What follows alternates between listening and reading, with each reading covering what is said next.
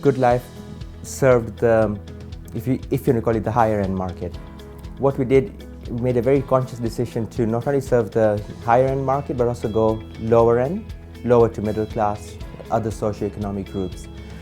Set up a lot of what we call outreach programs, a lot of activation programs. So we would go into schools, we would go into villages, we would go into residential areas where people generally would not have access to quality medicine. We did a lot of free testing. We would go into the schools, screen children, go and screen adults, and this way we're able to build a better customer base. One of the things that we realize is the pharmacies are generally the first point of contact in the East African market. So rather than people going to a doctor or going to the hospital, they come to a pharmacy. So what we make sure we do is our staff are trained to deal with any of these issues that come up, whether it's medical issues. They're able to deal with these issues right at the source.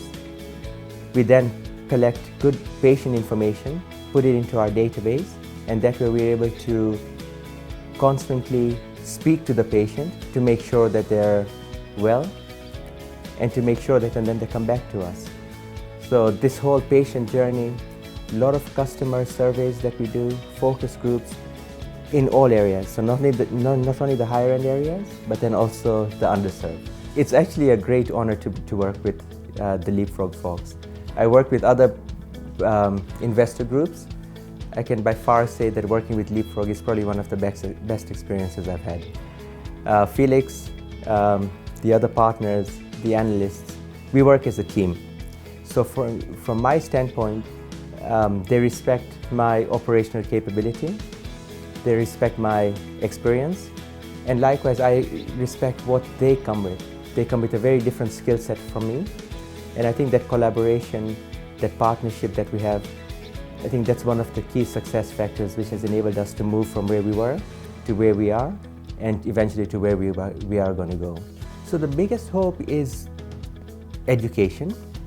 We hope that we can get to every segment of the population, educate them on the benefits of having a pharmacy that has quality drugs, that has quality advice.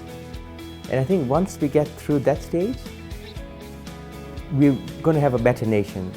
We're going to have a better, healthier well-being of people as well. Currently, about 25 to 30% of product that you have in the East African market is counterfeit.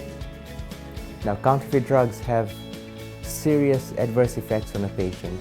You have drug interactions, adverse drug reactions, and it just increases the cost of medicine. It just increases the cost of treatment because of your adverse drug reactions.